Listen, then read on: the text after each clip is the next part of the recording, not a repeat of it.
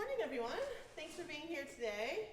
My name is Hillary Mercer. I am the Education Manager for the Grant Park Music Festival. I know most of the people in this room, so good morning, but for all of you joining us online, I want to thank you for attending today and welcome you to our fourth and final Visiting Masters program for the Grant Park Music Festival 2021 season. We are so privileged to be able to take advantage of the wonderful guest artists that we have here at the Grant Park Music Festival to bring them in to work with students from all around Chicago, and in this case today with our 2021 Project Inclusion String Fellows. So we have a wonderful program for you today. We'll feature two of our violinists who will be performing solos who are written in your program, and then we will actually have a treat. We'll have the whole quartet performing a movement of the Borodin string quartet. So without further ado, I'd like to welcome Augustin Hadelich. All right.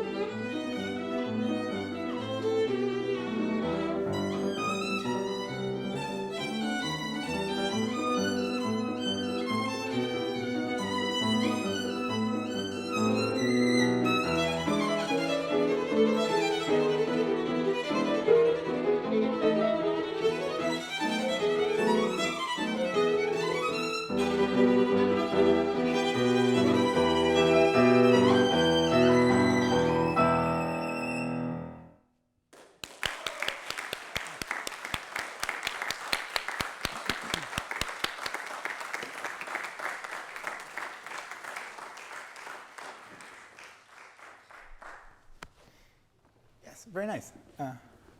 Lots of good stuff. It's. I'm really opinionated about this piece. Awesome. It's okay. I think everyone is. Well, one of the things is because it's played so much and everyone's played it. There's a lot of traditions and things that people usually do that sometimes I feel like they don't quite make sense. Okay. So I think as we work on this, we have to somewhat like decontaminate it sort of from like what everyone else has done, and kind of find some things. So a couple of things I'm going to say have to do with that. I give you one example, which is actually it's just the one that comes to my mind right now. But it's so often that people in this place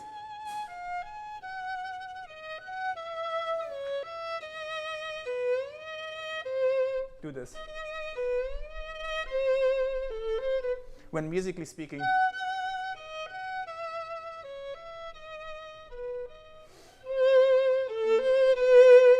it actually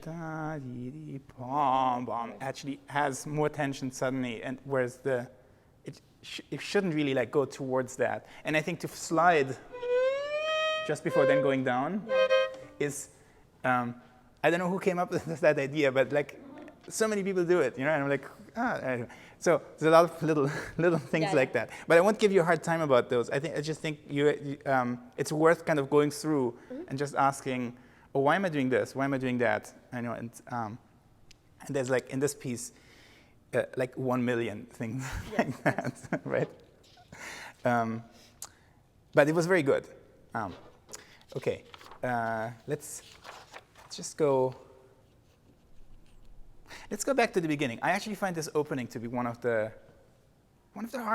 harder themes to play. Everyone knows it, and everyone has some sort of expectation, but there's so much to express.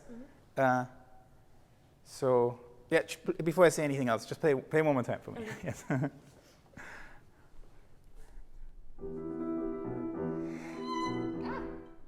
Sorry.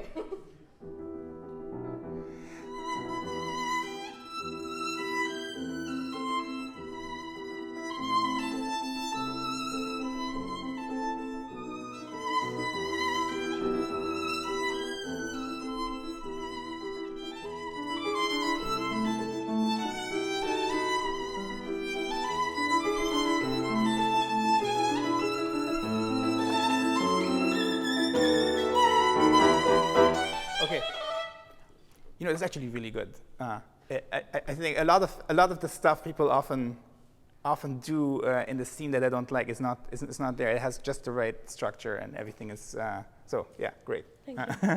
It's very good. And also you changed a couple of things just now the second time through that I liked. You were a little more careful sometimes with about shifts between and things like that. I wonder if doing this bowing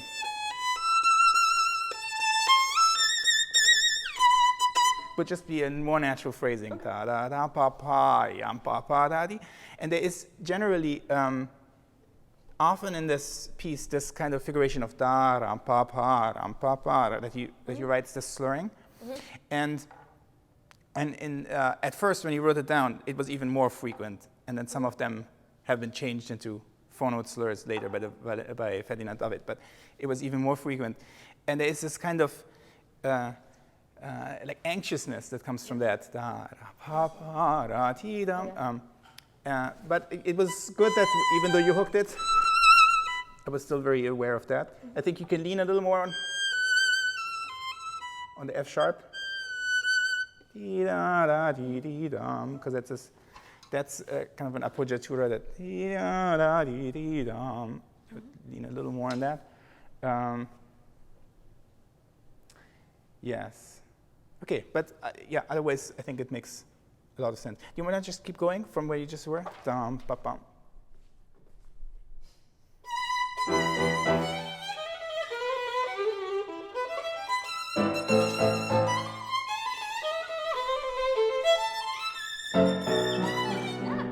Okay, one thing I would do is The first one, dum, ba, bum, it goes towards the downbeat. Yum, ba, bum. You want to have some sort of a surge of bow speed. Yeah, ba, bum, and same on the third one. So maybe ta ta ta ta, yeah. Okay. Yeah, go one more time.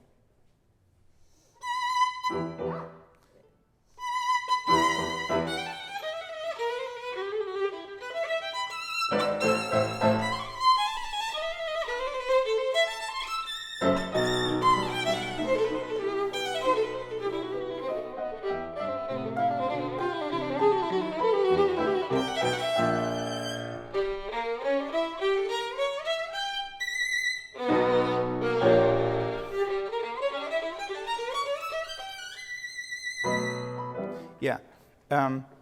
Yes, so here you have to be quite fast.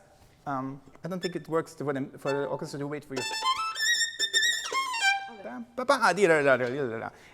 It's shorter than we would like it to be, kind of. And then I wouldn't do a diminuendo actually. It should be, I think, a subito piano. That's when it just drops and crescendos. And then I think if you separate these, then you have a more natural sforzando on the down bow, possibly. Okay. But then, I don't know. You can encounter sometimes in this piece bowings that you always know it's a 19th century bowing if it has you end on a down and up bow, because I feel like people just really hate it starting anything at the frog. I don't know. So always the last note on the up bow, that's very so old school. This you could experiment if you wanted with fingered octaves, because even though it is hard to stretch and to learn it at first, you ultimately almost don't shift. You only have two shifts. Only here. Okay. Whereas here, it's so many shifts that even though, I mean, it's a little easier in principle, it will never really get easier. Whereas I found that the fingered octaves eventually I can rely on. That there are, it's just like a hand position, da da da da da da da da, and you can just learn the position of the hand. So it's like hard once to learn, but then it, afterwards. Yes, it actually can't go wrong once you've learned it. Whereas the octaves, you can always miss it. Like even after the 1000th time, you can still miss the octave. So it's something I would experiment. It doesn't work for everyone. The other thing that is also possible, instead of, you could go, bring it up one more, and then it's less of a stretch. So that's the other thing you can do. If you're just higher when you start to fingered octaves, then you have to stretch less than if you're in first position. It's kind of, that is quite stretchy. Yeah, I don't know. Just think about that. So here, these sforzati, I would think each one of them should be progressively more intense. So if you were,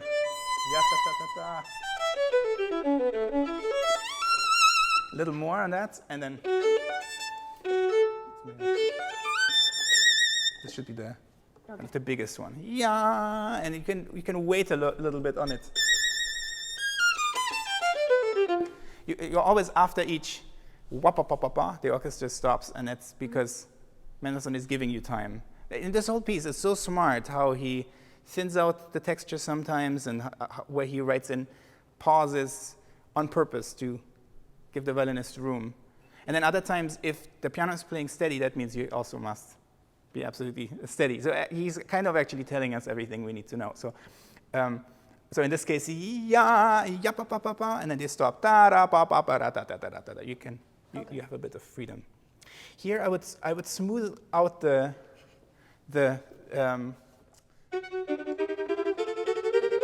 I'm really hearing.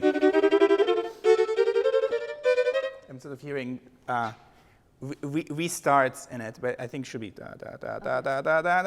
completely one continuous development each time.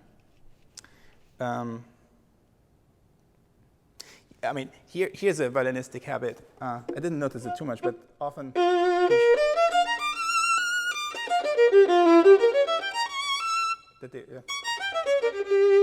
it's a very violinistic thing to stretch the last note of a run, when it should always ya ba ba ba ba ba ba ba ya da da da di da di da ra. You always wanna always get to the goal. Yes. The highest note. Yes. Here I would rearrange your bowing so that you have at least one full bow on the G, because you were cooking it, or was that not intended? I was panicking. Oh, so it was a different bowing than what you wanted, right? Yeah, okay. Because I was gonna say, wow, that's really courageous, like to just like leave this much bow and that not. No, I would.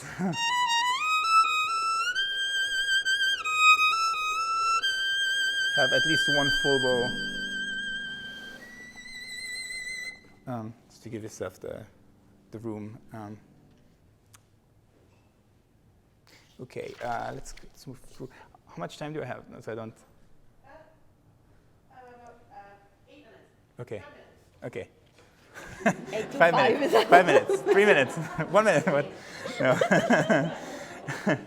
Okay. Yeah. Okay. I mean, a lot of this.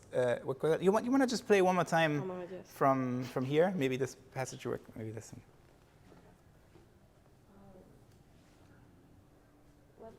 It's number. It says F. I don't know if you have. So that'd be 7. It's right here? yeah, exactly. Yeah. Yeah.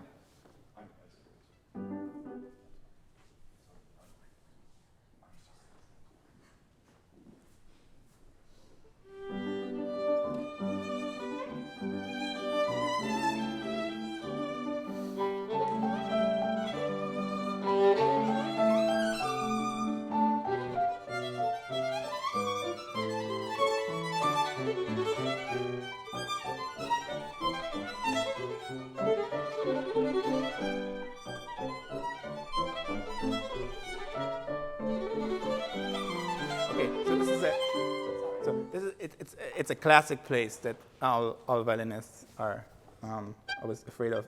So I think the key is to, I mean, he's sort of helping you already by telling you about these accents. I think, but you have a lot of bow.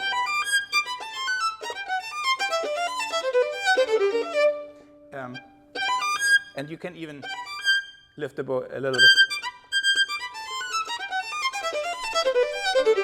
If it's slightly off the string, that can also help. And I think if you, and it can mentally almost, should almost feel like it's 6 notes at the time that are kind of one motion. Always from the start of the slur. So I would kind of think of them in units rather than like 50 notes at once, but and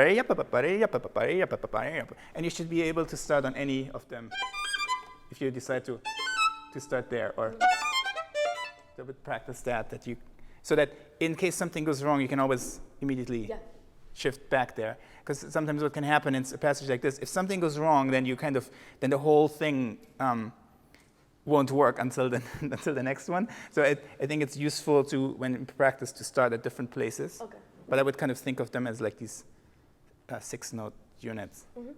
Okay, and then I really would try, actually, maybe. It's such a natural bowing. Just do da da pa pa da. I don't know. It's. And up in the da da da da da. Yes, I guess so. Yeah. Just make sure you make this forzato. Yeah.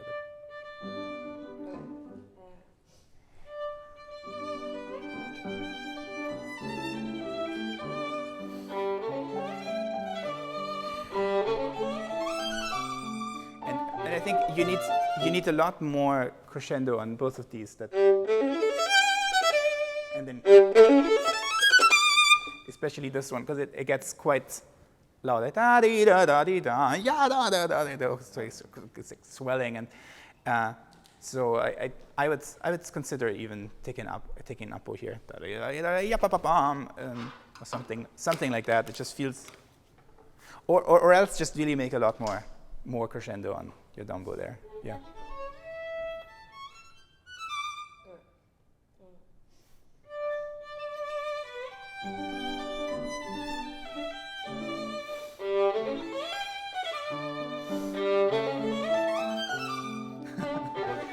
Don't worry about it.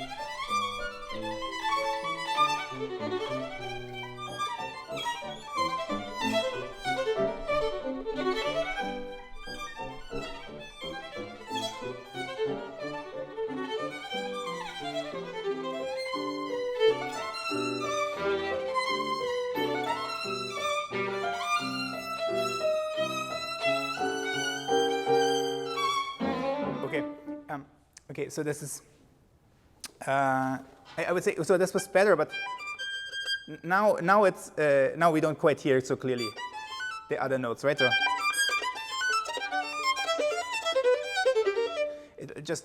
it'll just take time to work on that. I think it can help if, in general, you're not quite as far to the tip, maybe. I find that I feel less panicked when I'm over here than when I'm like, yeah. Well, it feels like paddling. I don't know for you. So then this stuff, I can really hear uppo and downbo, right? I would make them the same. Even if they're on the down uppo, that you make sure the eighth note is shorter, and it really is. There's a little bit of diminuendo because of this forzato on the, on the quarter notes. Yadam, da-dam. Make sure that they always have that shape even when they're on the uppo. Yeah. Okay. That was all. Yeah, that's effective. I think once you reach this, and he's doing the trills, then I would actually be quite in time. That even though it's super appassionato. I think otherwise you're kind of stopping the flow a little bit. I mean, there's so much intensity and momentum that even though you took a little time, for that, still we want to keep that going, that storminess, right? You somehow want to take us all the way to there. Yes. Yeah, I already complained about that. So, okay. Then,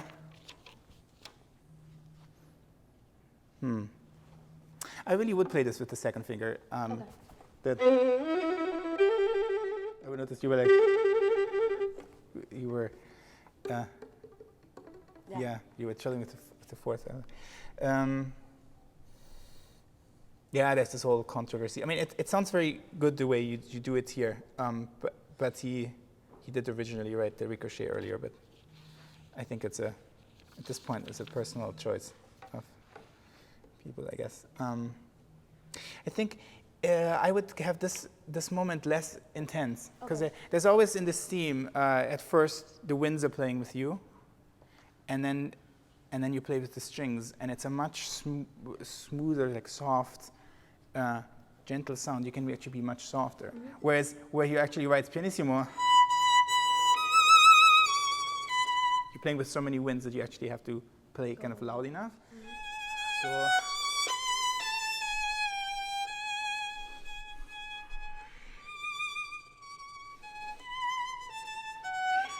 And then you have room.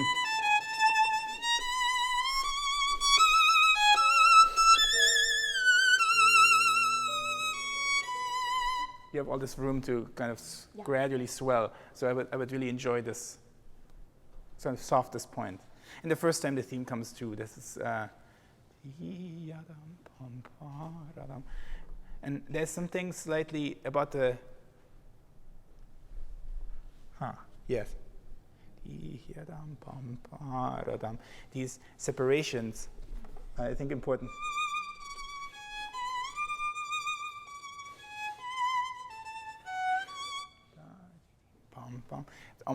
it's almost a bit, almost like the recitativo.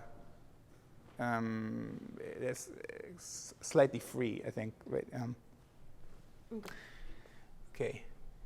And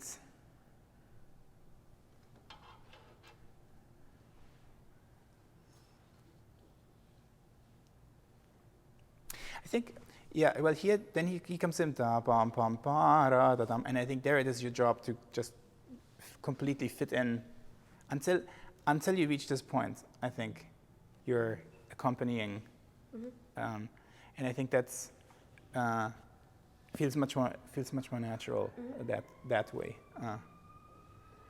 Okay, well, anything else? Well, this is the this is how it goes. Oh, No, that's correct. That was right, I think. I don't know. It's on this side, right? Oh, yeah. Okay. I switched to the third finger here already. Okay. I don't know if that's easier. But so, like that, rather than, because I don't like jumping into that. I'd rather this be a little harder and then go up. But that's you can start this quite slow, but I think you can get even faster during it. And if they overlap a little bit, I think that's fine. Like somehow we want to hear momentum. Okay. I think as much as possible, really, to there. Okay, and then.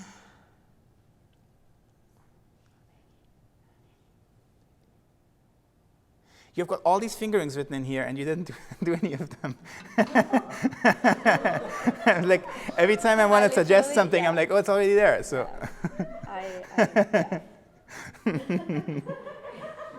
Okay.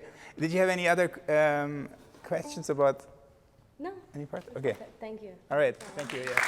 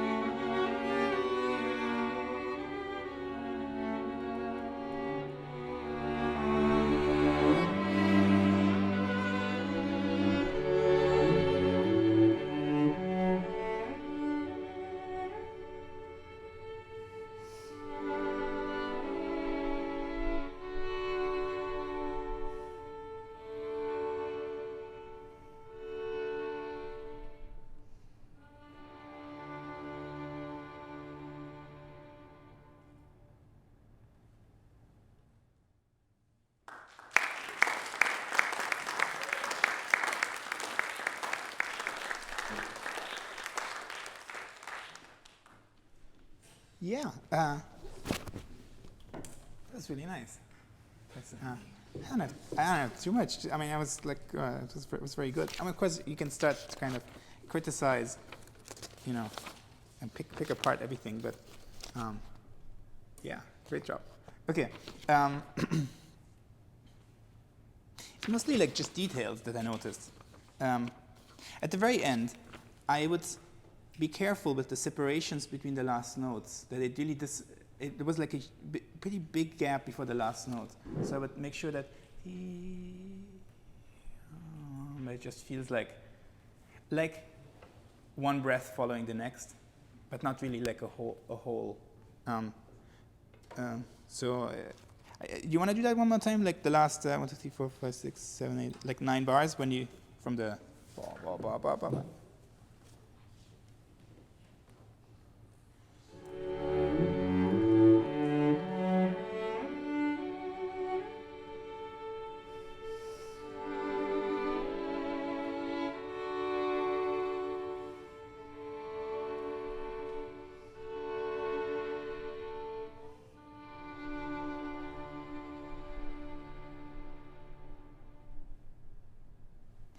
Yeah, so I think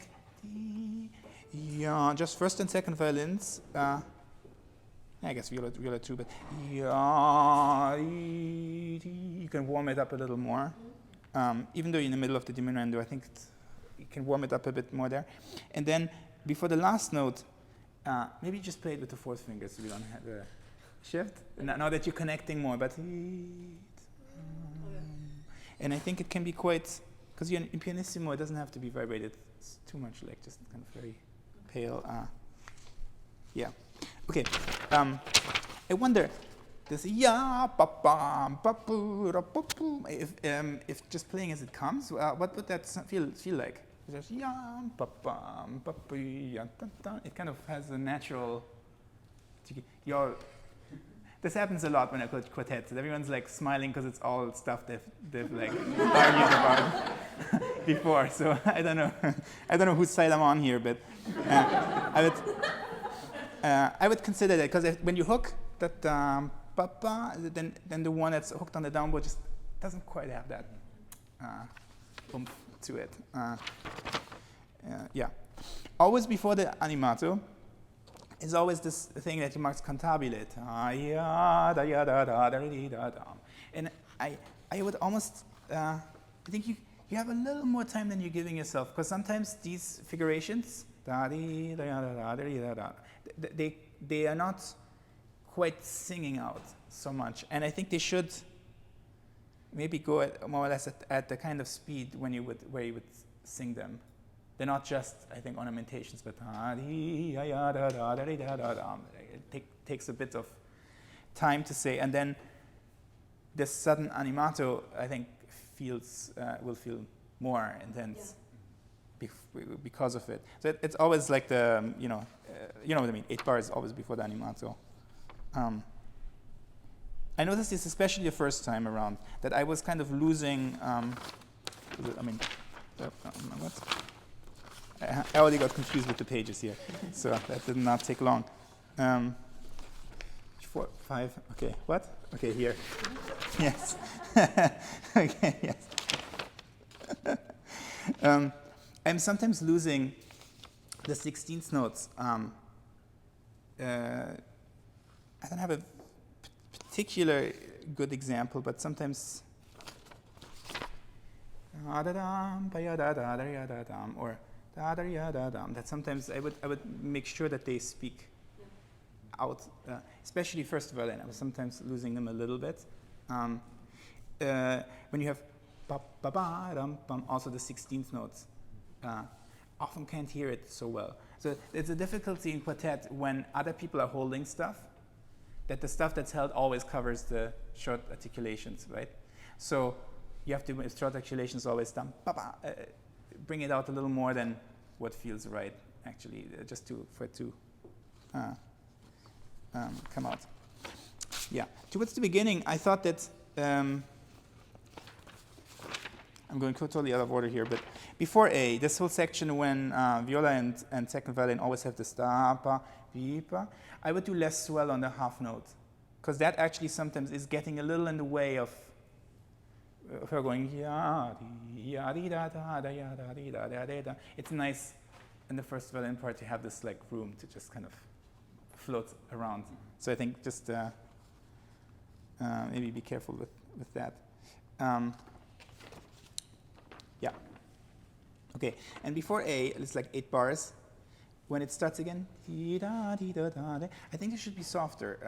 Sometimes when you have stuff in piano, you can actually, I mean, at least I'm sitting right here, of course, but like it's coming through very strong. I think you can start that a little less. Or it's the start. There's actually a better example of that, if I can find it, which was, what's going on here? Okay, that's page 10. This is 9. Oh my God, can't do this. Yes, there's this very long crescendo here at G. That I felt like it really got too loud too soon. That your first, you can really pace yourself. That your first 4 bars, you really only end up just slightly above piano, and just it's got to go a long way. Yeah. You guys want to play the very opening one more time? Why not? Because it's so beautiful.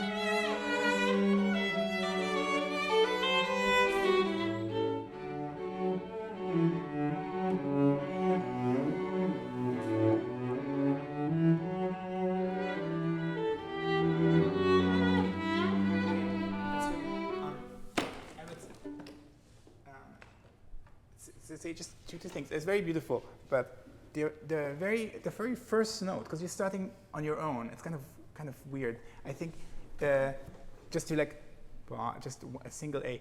I think you have to actually start with the warmth and the character that you want the whole group to have, and like just not hesitate, but no, that wasn't somehow. Lead them into that. I remember I was stressing out about this when I was playing that. But yeah, I think it can be a little warmer. Can actually be a little fuller. Don't worry about playing too loud. Like it's just has to have that kind of warmth. Yeah, and then just afterwards, you have this G, which is quite important because it creates the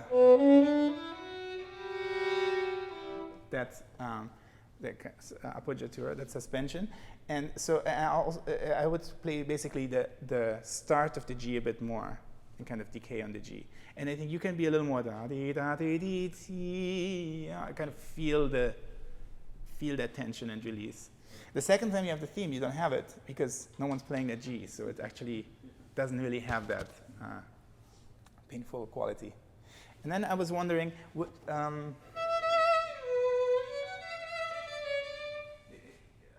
in this edition, it does have this separated,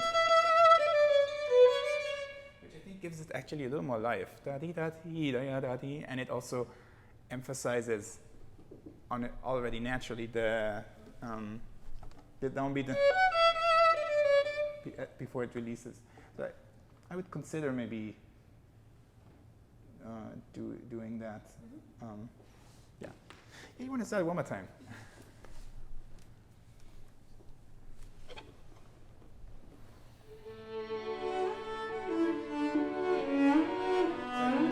Stop.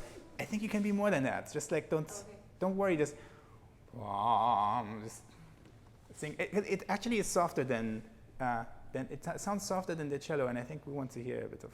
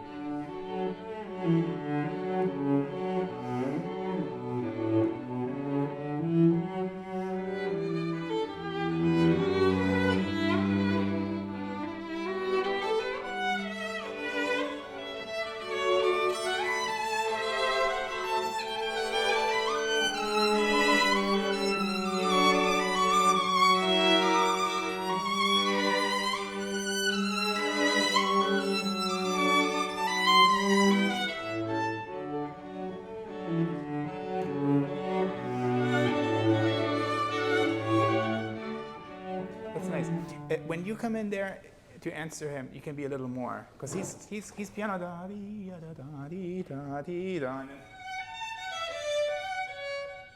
You actually have the opposite shape, right? He's kind of growing towards the third bar, and then you're coming away. So then it complements each other very well.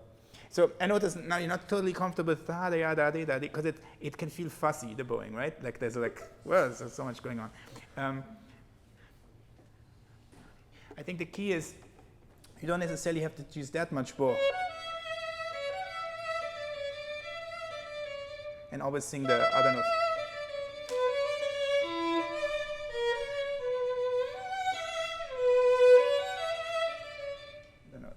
You can find a way to do it without necessarily feeling like it's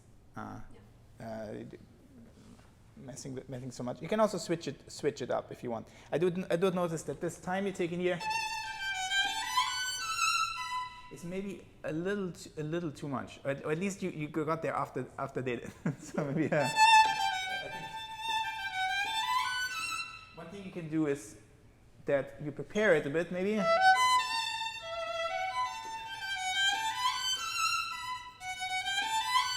By not being too fast at the start of the bar, then it doesn't surprise them. But at any rate, da da da dee da, we have to feel like you are going towards the downbeat. It felt sort of like suddenly time on the last note, which I think is why it caught the others slightly unaware. Okay, let's see. So what are the kinds of things that you're that you've been working on the most, or that you argue about the most, or I want to hear everything.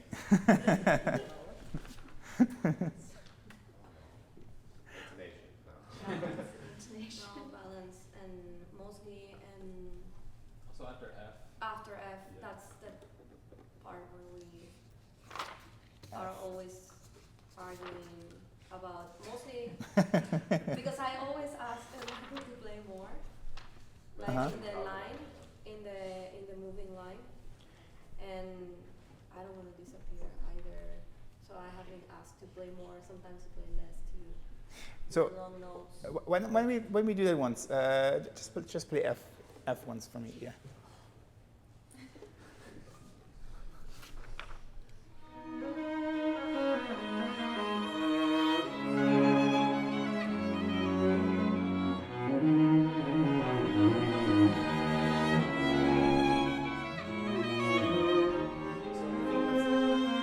What's missing for me a little bit is a 4-bar phrasing. So I think it can start very soft at F. I think it's perfect, but and then your entrance should be a little more intense, because this is at the end of the crescendo. And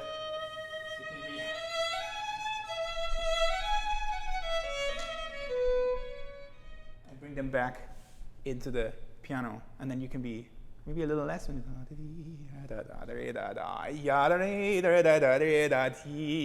a different shape, rather than just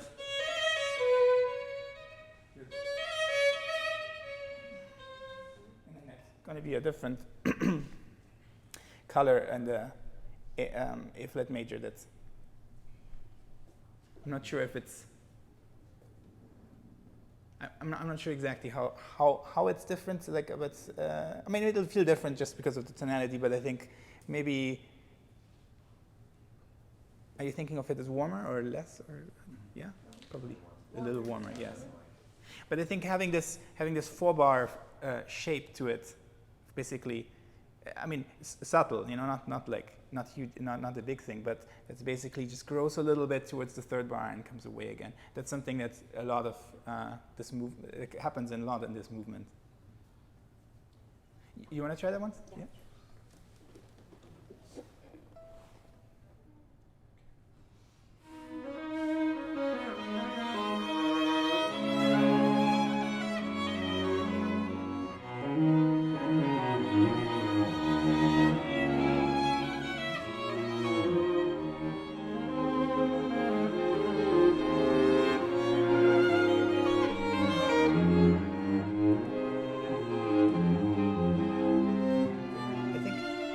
you're just not totally on the same page about how you're playing this stuff. So I think that you can I hear a bit of like, and I want to hear this small note. So I think you're arriving at the point where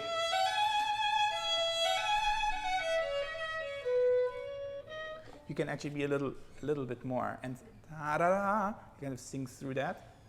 And then whenever you start, you are starting it in piano, and I think you could float a little more, so that basically the sound goes from kind of floating to becoming a little more kind of real to floating again. I don't know, something. Let's try something like that maybe.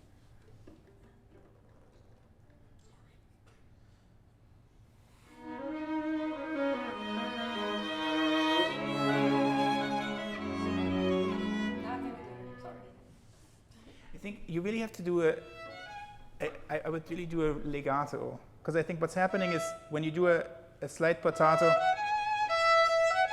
something like that, then you're stopping the sound and restarting it, and that's when we don't quite hear the. Whereas when you go, when your bow is basically playing one note, right? Total legato, then the small note might speak out more, possibly, yeah.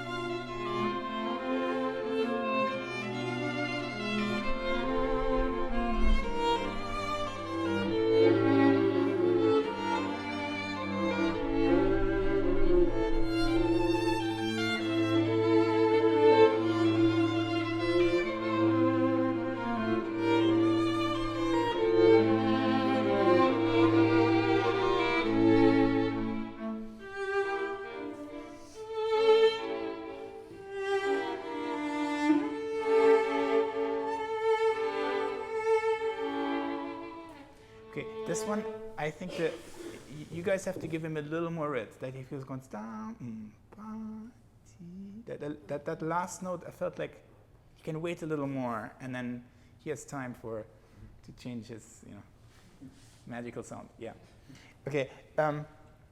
One thing that I did notice in da da da, it doesn't always have to be da da da. Like exactly, you can. I'm not going to tell you to play.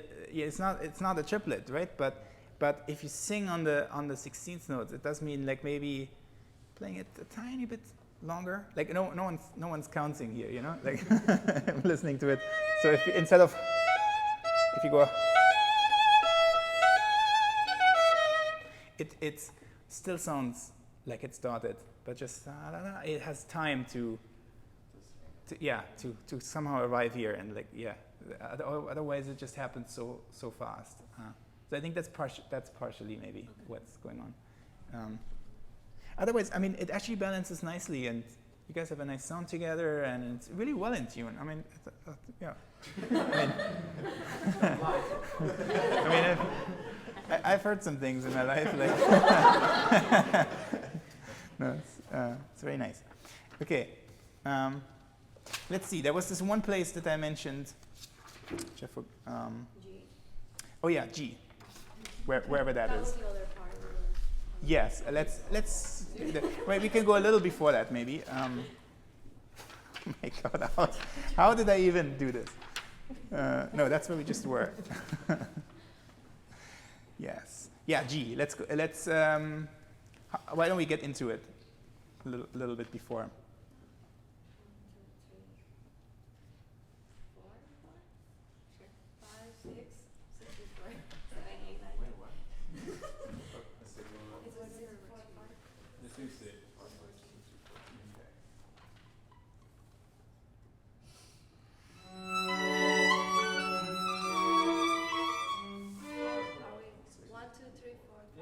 7.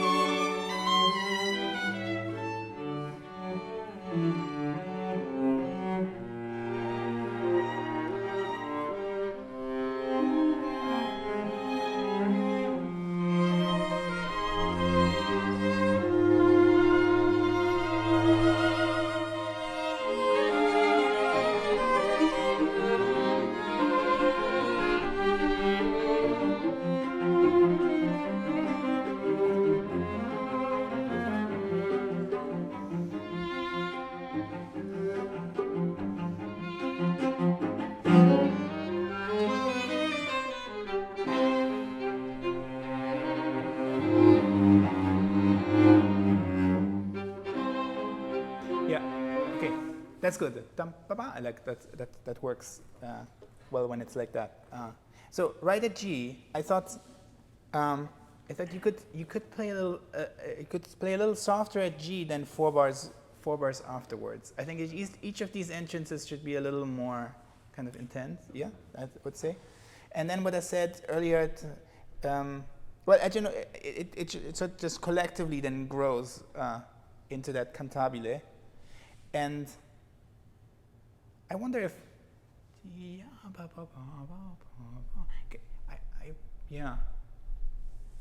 I almost wonder if it can flow a tiny bit more, and then when you reach then you can kind of enjoy a little more broadness. I wonder if you want to try that. So, so it doesn't have to be as is perceived at G. It can be. Did you sing place? Yeah, and remember da da da to like not. I yeah, just okay. did it. Yeah. Okay, yeah.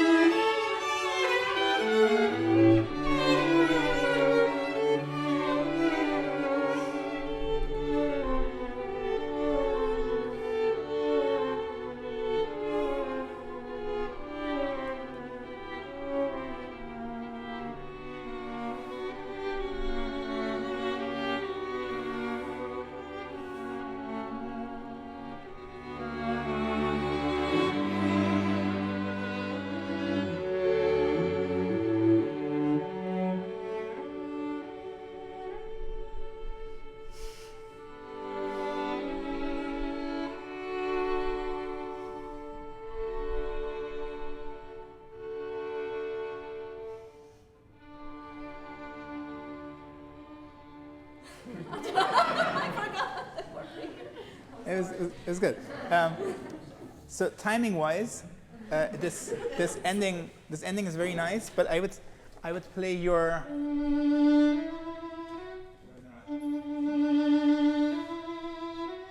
would time this in a way that it feels like a continuation of.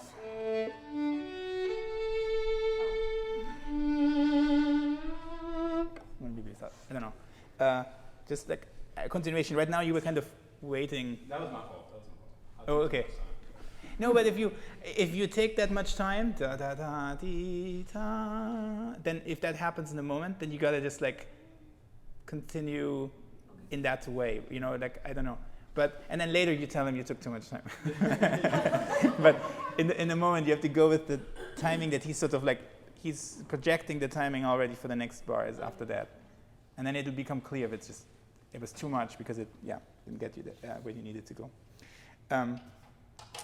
Yes, I thought da-bam, ba-ba-dum. I thought that worked really well. I liked it.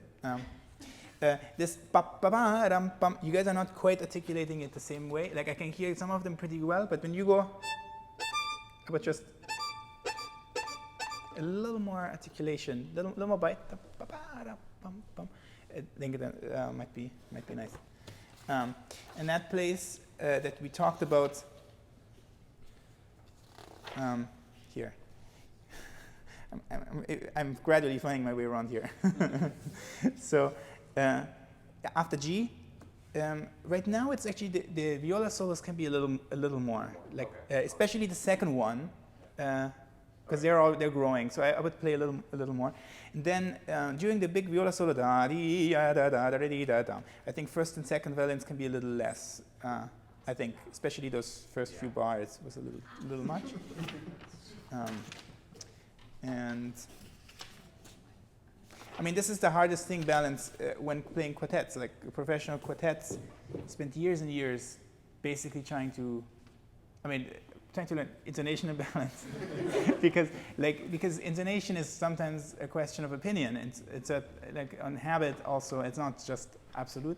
And balance, the balance you hear where you sit is not the one that comes out, and so sometimes you have to play things louder than feels natural or softer than feels natural, and so that takes a long time. For example, that open G at the beginning it could be a lot louder than that. It's not as loud as you think it is, because he needs something to lean on. It should be at least as strong as that note. But because you're not the main line, it means that right after you should decay, right? Like always get out of the way if you're not the main line, but the moments when we need the harmonic tension, like that's when you really have to go for it. I don't know. But anyway, it sounds great. It was great to hear you guys.